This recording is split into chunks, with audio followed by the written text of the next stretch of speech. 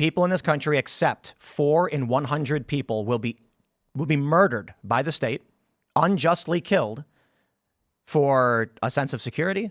I reject that outright. We should have capital punishment. I do not believe in the death penalty. How do we stop it? Well, I mean, there have been times in the past where we've come close, I think. Sadly, I think because of all of the ginned up stuff about crime in this country over the past couple of years, I think we're moving in the wrong direction. I think the Democrats actually took it out of their platform this year that they're against the capital punishment. It is a problem. There is a cost associated with the attempts to scare people about crime in this country, and that's one of the costs, that we move further away from some type of positive public policy. 4% of death row inmates are likely innocent. And that means at an institutional level, people in this country accept 4 in 100 people will be murdered by the state, unjustly killed for a sense of security. I reject that outright. Yeah, I mean, I think both in terms of efficacy, but even in terms of, I think if you feel that there is a situation wherein, without a threat to anybody, right? I mean, these people are all in jail, that there is a justification to kill someone in cold blood, then I think it just becomes a negotiation as to when it's not. You know what really gets me too is what I hear from a lot of people is, what about when you've seen on video they're harming a child or they're doing something? And it's funny because in a circumstance where an individual literally witnesses a crime happening, it's easy to say, sure, we can, like if you're out in public and you see someone committing an egregious crime that is going to cause great bodily harm or death. But why does that justify an institutional, national level mechanism by which the government can decide that someone dies? I think it comes down to 12 people walk into a room, someone they've never met before points to a person they've never met, and they say, trust me, kill him. And these people are like, well, I guess. I think that's insanity. No, I agree. Yeah. I mean, you brought up the Penny thing, and I think that's why it's even that much more egregious, in my opinion, his killing of that man, because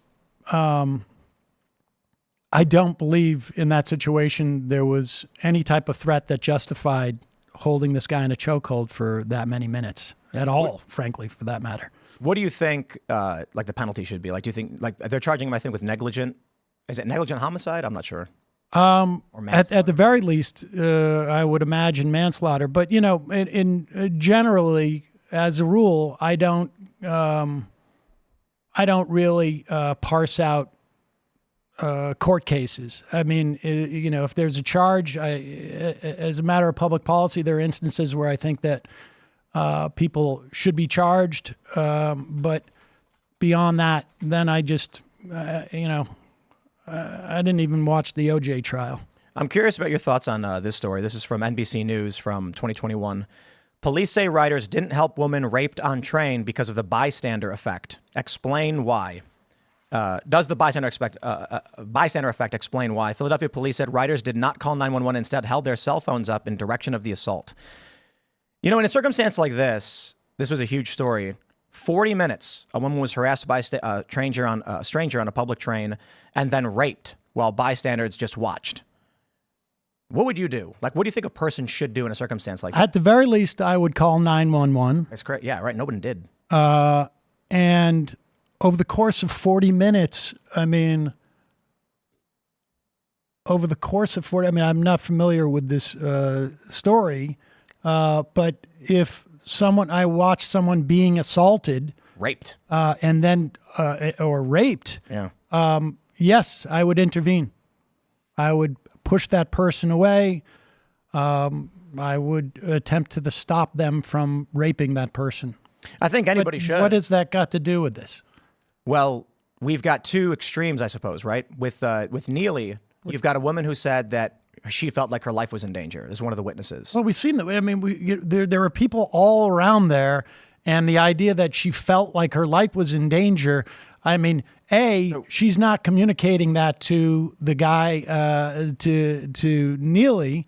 B, she said it was quite clear. It was quite clear that, I don't know, minute 2, minute 3, minute 4, that this person is not going to end up killing that person. I would imagine that if this guy attempted to assault her anymore, Neely could have pushed him away, or they could have held them down. But a chokehold is a lethal thing, and he held it for minutes. Do you think that you would wait until the woman was being raped before you would intervene? Probably not. But how would you know then if the guy is like a threat unless he's actively committing harm? Well, I mean, if he's like actively committing harm, I would assume, I'm not familiar with that story, but I would assume that it would start out where the guy is physically assaulting her, holding her down or whatnot. And I think at that point I would go and intervene. But I think the problem in this instance, and again, the guy's been charged. That's basically where my interest, I move on to other things. But in an instance where you're putting someone in a chokehold, which again, he's trained. He's a Marine, right? Yeah, he must know this is a lethal thing. You're putting someone in a chokehold for 5 or 6 minutes. I think that's a problem. Yeah, I mean, for me, I have no idea. I see both stories, and it seems like they're both on the ends, right?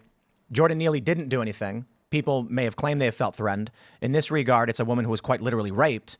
In one instance, you have intervention. People aren't even calling 911. I mean, I don't know what's going on there. Yeah, that's absurd. I know, it's a crazy story. I think, I don't think you have to have too nimble or nuanced of a brain to say there's a difference between watching someone get raped and not calling 911 and putting someone in a chokehold for 6 minutes. I feel like there's a... You can at least call 911.